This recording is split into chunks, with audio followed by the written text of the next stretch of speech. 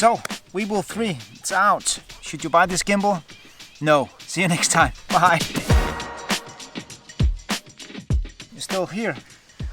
Yeah, Weebill 3, it's out. It's been out for about a week, but let's just address the elephant in the room. One, this is not my favorite gimbal. And two, I don't think that this belongs within the Weebill family. It doesn't look like a Weebill, it doesn't have the Weebill design, it doesn't feel like a Weebill. It looks like a Crane M something. This is not the replacement of the Weebill S. Zhiyun specifically have said that the Weebill 2 will be discontinued and this one will replace that. So we will probably see an update to the Weebill S. So I don't think that this gimbal should have had the Weebill name on it. There should be Crane something here instead, because it definitely feels and looks a lot much more like a Crane M something.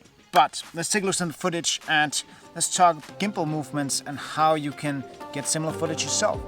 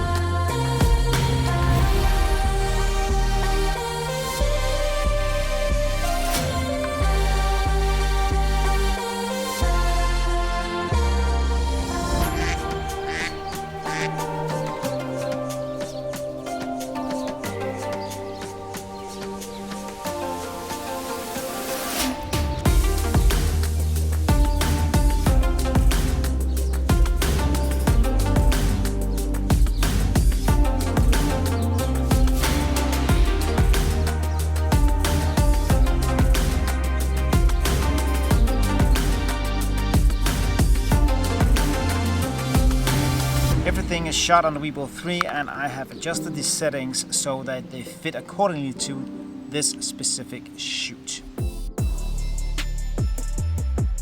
Alright, let's talk gimbal movements with the Weebill 3, and as you can see in the video, I had the gimbal inverted a lot of times because that's how I found the best way to work with this gimbal.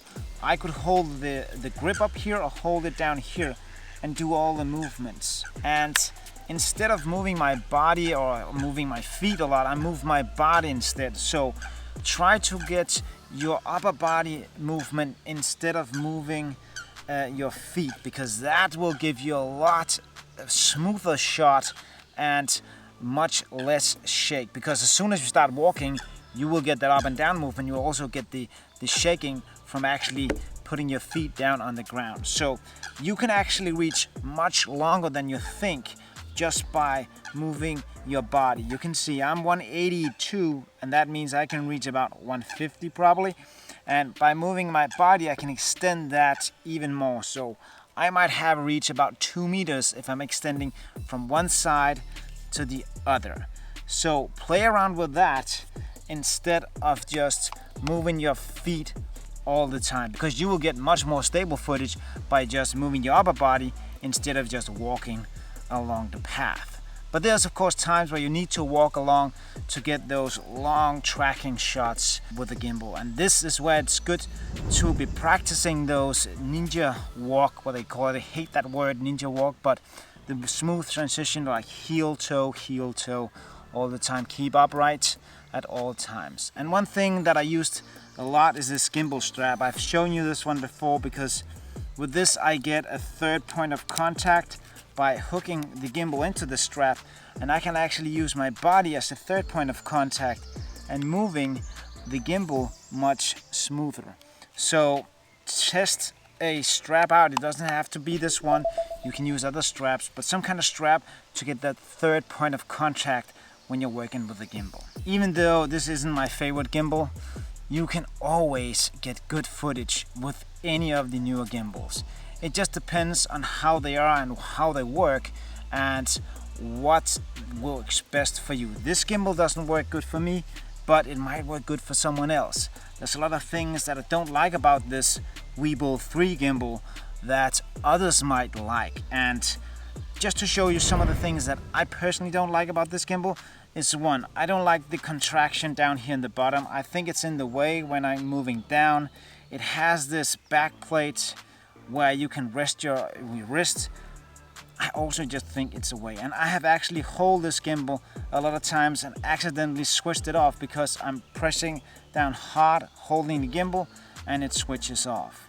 I don't like that the joystick is out here to the side because I think it's really hard to find out what is directly up, so not a fan of that. The trigger in the front is not in a really good position actually. The wheel is super hard. The screen and the menu is good, but it could be better. I like that they have the wheel out here where you can scroll through the menu, but with a lot of the newer gimbals with touchscreens, it's just so much easier. So that's why I really don't like this gimbal, and I don't like the design of it. I don't like that it doesn't look like a Weebill when it has the Weebill name on, because that's one of the things that Weebill S users love. The Weebill design, the back handle, this one also has a handle, but the back handle it's weird because it puts the gimbal out to the side. So I'm sorry guys, I don't like this gimbal. It shouldn't have been a bad video. I wanted to talk about some gimbal movement instead. Let me show you how it would do an inverted tracking shot, a side movement shot where I'm also panning a little bit. What we want to capture is kind of the front end of the car here. So first of all, we'll just make sure the gimbal is in the right way. Using my third point of contact to kind of move the gimbal instead of moving my feet. So here we go. Ready?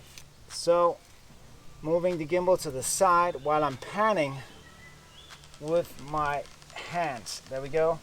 Panning over the pan motor, moving it back again nice and slowly. There we go. And as you can see, I'm moving my upper body as far as I can reach instead of just moving my hands. I'm shooting this in 50 FPS so I can slow it down in post, maybe even more smooth. So use all the tools you have available when you're shooting and when you're editing. That's it guys. If you want to see more of this, comment down below, and yeah, stay creative. Bye.